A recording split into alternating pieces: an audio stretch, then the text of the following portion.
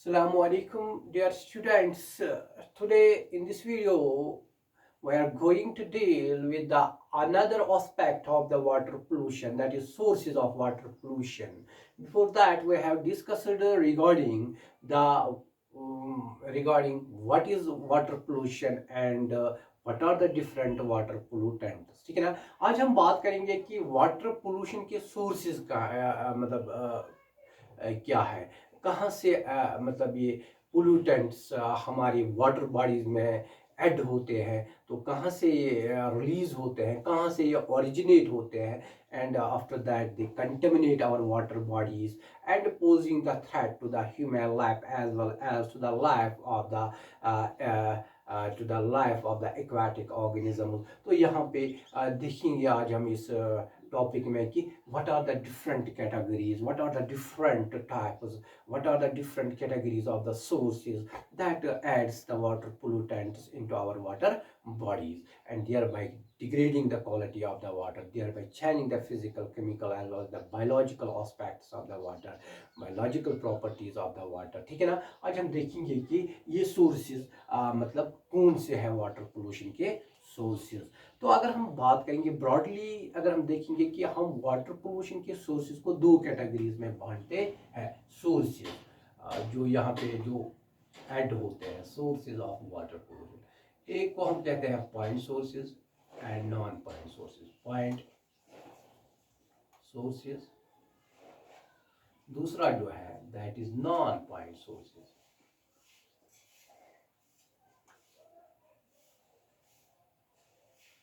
ठीक है। Point sources क्या होते हैं, नॉन पॉइंट सोर्सेज क्या होते हैं। देखो, जहां तक पॉइंट सोर्सेज का ताल्लुक होता है, यहाँ पे जो कंटेमिनेंट्स ऐड होते हैं, they are actually they originate from the single identifiable source. इनका सोर्स हमें पता होता है और ये मतलब these are known, these are identifiable, मतलब एक ही आइडेंटिफाइबल सोर्सेज है। यहाँ पे जो पोल्यूटेंट्स निकलते हैं वो हमें पता होते हैं। मिसाल के तौर पर इसमें अगर हम देखेंगे कि जो मतलब सीवेज ट्रीटमेंट प्लांट्स होते हैं, ठीक है ना, तो या जो इंडस्ट्रियल एफलेंट्स होते हैं, तो ये वो सोर्सेज होते हैं जिनको हम पॉइंट सोर्सेज कहेंगे। क्योंकि यहाँ पे जो मतलब जो यहाँ पे रिलीज होता है, मतलब इंडस्ट्रियल एफलेंट जो होते हैं या जो सीवेज ट्रीटमेंट प्लांट से निकलता है, एक्चुअली वो एक्चुअली डिचेस या पाइप्स के जरिए से इसको ड्रेन आउट वो करते हैं। ये हमें पता होता है कि इनका सोर्स क्या है and where they are going to actually pollute the water. This means they identifiable भी होते हैं और ये हमें नून मतलब हमें पता भी होता है ये सोर्सेज कहाँ पे लोकेटेड है। तो इसी तरह जहाँ तक नॉन पॉइंट सोर्सेज का ताल्लुक है, ये यहाँ पे जो कंटेमिनेंट्स ऐड होते हैं हमारे वाटर बॉडीज में, तो वो एक्चुअली डिफ्यूज होते हैं, वो डिफ्यूज होते हैं। इनका कोई एक ही वो आइडेंटिफाइबल नहीं होता है। ये मतलब अगर हम बात करेंगे इसमें एग्रीकल्चर रन ऑफ जो होता है या अर्बन रन ऑफ जो होता है, मतलब एग्रीकल्चर रन ऑफ में आएंगे फर्टिलाइजर्स, पेस्टिसाइड्स। जब बारिश होती है तो उस वक्त ये कंटेमिनेंट्स वॉश अवे होते हैं and they get added into our water bodies, therefore they constitute what we call the non-point sources of the water pollution। ये रही बात regarding what are the point sources and the non-point sources of the water pollution। अगर हम देखेंगे कि broad categories of the source of water, इसमें पहले हम देखेंगे industrial effluents, sewage and domestic wastes, agricultural discharges, toxic metals, leakages from sewerage lines, leakage from landfills, इसी तरह thermal pollutants and oil spills। These are the various sources, these are the various actually sources where from the pollutants get added into our body, into our water bodies, thereby contaminating these water bodies, thereby changing the qualities of these water bodies, thereby actually degrading the quality of the water in these water bodies। So let us talk one by one about these various types of the sources where from these water pollutants get added into our water bodies। तो let us see first what are the industrial effluents. Industrial effluents ये वो effluents होते हैं, basically these are the discharges from from industries, ठीक है ना। Industry से जो मतलब निकलता है, मतलब जो जो वहाँ से डिस्चार्ज होता है, जो वहाँ से एक्चुअली कंटेमिनेंट्स रिलीज होते हैं, यही इस कैटेगरी में आते हैं। मतलब अगर हम बात करेंगे, बहुत सारी इंडस्ट्रीज है, मतलब आजकल के डेट में अगर हम देखेंगे देयर इज इंडस्ट्रियल रिवोल्यूशन। तो इस तरह इन इंडस्ट्री से बहुत सारे मतलब टॉक्सिक, अगर हम बात करेंगे इंडस्ट्रीज में, मेटलर्जिकल इंडस्ट्रीज है, स्टील इंडस्ट्रीज है, थर्मल पावर प्लांट्स हैं। इसी तरह अगर हम बात करेंगे कि माइनिंग इंडस्ट्रीज है, तो इस तरह टेक्सटाइल मिल्स हैं, ये सब के सब वहाँ से क्या निकलते हैं, बहुत सारे कंटेमिनेंट्स रिलीज होते हैं। मतलब वहाँ से किसी जगह से मतलब पेस्टिसाइड्स भी रिलीज होते हैं, फर्टिलाइजर्स जो मतलब इंसेक्टिसाइड्स वहाँ से मैन्युफैक्चर होते हैं। तो इस तरह स्टील मैन्युफैक्चर के बहुत सारे मतलब हेवी मेटल्स वहाँ से रिलीज होते हैं। ये actually they find their passage into the main water bodies, thereby they contaminating these water bodies, ठीक है ना।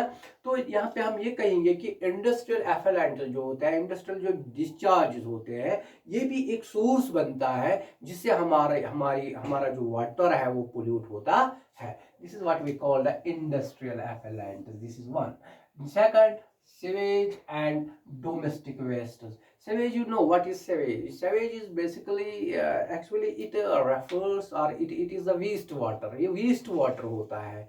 मतलब इसमें एक्चुअली ब्लैक वेस्ट वाटर आता है या ग्रे वेस्ट वाटर आता है। Black actually black waste water वो वाटर होता है जिसके अंदर एक्चुअली जो जब हम मतलब जो हमारी टॉयलेट्स होते हैं वहाँ से जो फ्लशिंग होते हैं उसमें ह्यूमन एक्सक्रीटा आता है, ठीक है ना। जो फ्लशिंग के दौरान वाटर वहाँ ड्रेनेज के जरिए ऐड होते हैं हमारे दीज वाटर बॉडीज में, उसको हम कहेंगे black water, black waste water.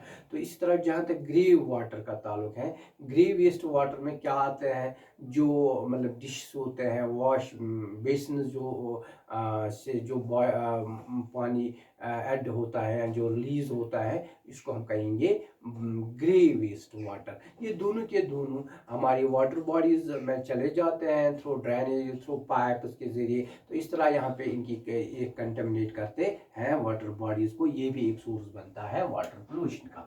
तीसरा वन जो है that is agricultural discharge. Agricultural discharge में आपको पता है आजकल के डेट में हम नई नई पेस्टिसाइड्स, नए नए फर्टिलाइजर्स, इंसेक्टिसाइड्स, इसको हम एक्चुअली यूज़ करते हैं फॉर क्रॉप इम्प्रूवमेंट। तो उस दौरान क्या होता है, एक तरह से हमें मतलब पेस्ट से निजात मिलता है, इंसेक्ट से निजात मिलता है, हमारी सॉइल तो उसकी फर्टिलिटी तो बढ़ जाती है। लेकिन ऑन द अदर हैंड क्या होता है, ये भी during the rain they get actually washed away, ultimately they also find their way into the main water bodies, thereby polluting these water bodies, thereby polluting the lakes, and ultimately it poses the threat to the life which is actually thriving in these which is actually living in these water body। तो उनके ऊपर भी एक threat बनता है। ये agricultural now भी ये भी एक सोर्स बनता है इसका वाटर पोल्यूशन का। टॉक्सिक मेटल्स, इससे पहले मैंने आपको बताया था कि बहुत सारी इंडस्ट्रीज, पर्टिकुलरली जो मेटलर्जिकल इंडस्ट्रीज होते हैं, स्टील मैन्युफैक्चरिंग इंडस्ट्रीज जो होते हैं, इनसे क्या होता है कि बहुत सारे metals, heavy metals, toxic metals release होते हैं in the form of mercury, cadmium, arsenic, lead. तो ये भी जब वाटर बॉडीज में चली जाती है, they heavily contaminate the water bodies, thereby actually deteriorating the water quality, thereby changing the quality of the water. ये भी हमारे वाटर की क्वालिटी को बिल्कुल चेंज करते हैं, इसकी वाटर क्वालिटी को डिग्रेड करते हैं। तो इसको हम कहेंगे these are the toxic metals from different metallurgical industries which pollute the water। ये भी एक सोर्स बनता है। इस तरह एक और लीकेज फ्रॉम सीवरेज लाइन्स, जो पाइप्स होते हैं, सीवरेज लाइन्स होते हैं जो कनेक्ट करते हैं सीवरेज प्लांट उसको, सीवेज ट्रीटमेंट प्लांट को। तो यहाँ पे किसी वक्त क्या होता है, जो ये पाइप्स होते हैं जिनमें ये डिस्चार्ज रिलीज होता है, इनमें किसी वक्त क्या होते हैं, इनकी लीकेज होती है, ये एक्चुअली रैप्चर इनकी हो जाती है, या हम ये कहेंगे they leaks some at some place. तो वहाँ पे क्या होता है, जो इसमें डिस्चार्ज ये कैरी करता है, जो ये इंडस्ट्रियल एफिलेंट्स इसके अंदर होता है, सेवेज इसके अंदर होता है, तो वहाँ पे वो जब लीकेज इसकी होते हैं, it actually gets trickle down deep into the earth, तो वहाँ पे actually it contaminates the underground water. तो इस तरह ये अंडरग्राउंड वाटर को पोल्यूट करता है, लीकेज इन दिस। तो इसी तरह एक और मतलब जो leakage from landfills, you know landfills क्या होते हैं, landfills these are actually the garbage, these are the places where the garbage is dumped। तो किसी वक्त क्या होता है, यहाँ से भी ड्यूरिंग पर्टिकुलरली जब एक तो मतलब जब रेन होते हैं, जब रेनी सीजन होता है, जब रेन्स होते हैं, तो उस वक्त क्या, बारिश के वक्त क्या होता है, उस वक्त यहाँ से एक तो बैड स्मेल, वहाँ पे फॉल स्मेल रिलीज होता है। तो जिससे मतलब यहाँ पे जो यहाँ के जो सेटलर्स होते हैं, यहाँ के जो कम्युनिटी पीपल होते हैं, एक तो वो डिस्टर्ब होते हैं, उससे परेशान होते हैं, उससे इनकी मतलब जो मतलब बहुत मतलब इससे एक परेशानियाँ, मतलब इससे परेशान बहुत सारी परेशानियाँ पैदा होती हैं। दूसरा क्या होता है, during raining what happens in land in actually in मतलब जो कि ये लैंडफिल्स होते हैं, ये उस वक्त इसकी लीकेज होती है डीप इनटू द ग्राउंड, मतलब ग्राउंड में ये यहाँ पे जो लैंडफिल्स के अंदर जो गार्बेज होता है, ये मतलब ये सीप होता है इनटू द ग्राउंड, एंड वहाँ पे ये अंडरग्राउंड वाटर को पोल्यूट करते हैं। तो ये हो गई लीकेज फ्रॉम लैंडफिल। इस तरह थर्मल पोल्यूटेंट, इसमें वेस्ट हीट आती है, वेस्ट हीट मतलब from thermal power plants, nuclear power plants, इसी तरह जो होते हैं थर्मल पावर प्लांट्स या हाइड्रो इलेक्ट्रिक प्लांट्स, ये एक्चुअली यहाँ से बहुत वेस्ट हीट जो निकलती है ना, इससे क्या होता है, ये हीट जब ये हॉट वाटर जब पानी में ऐड होता है, इससे यहाँ की जो एक्वेटिक लाइफ होती है, फ्लोरा एंड फाना होता है, तो उसके ऊपर इसका नेगेटिव इम्पैक्ट पड़ता है। ठीक है ना, this is regarding the waste heat, जो कि हीट थर्मल पावर प्लांट से इससे थर्मल पोल्यूशन फिर होता। इसके बारे में हम इन डिटेल बात करेंगे इन द कमिंग टॉपिक्स। तो फिलहाल तो आप इतना याद रखो, ये भी एक सोर्स बनता है वाटर पोल्यूशन का। तो oil spills, it is another source of the water pollution during the मतलब the ships which are carrying these which are carrying the oil in the huge amounts, in the huge quantities। तो किसी वक्त accidentally इनका accident होता है, तो उस वक्त ये स्पिल होता है ऑयल इन शिप से, और जो कि यहाँ पे मतलब जो कि मैरीन फिर वाइल्ड लाइफ होती है, मैरीन लाइफ जो होती है, इसके ऊपर नेगेटिव इम्पैक्ट्स पड़ते हैं, और ये पूरे ऐसा मतलब जो मतलब इस पूरे रीजन को, इस समंदर के अंदर, इस मैरीन के अंदर, इस सी के अंदर, इसको ये कंटेमिनेट करता है। तो ये भी एक एक्ट करा, ये भी एक सोर्स एक्ट करता है।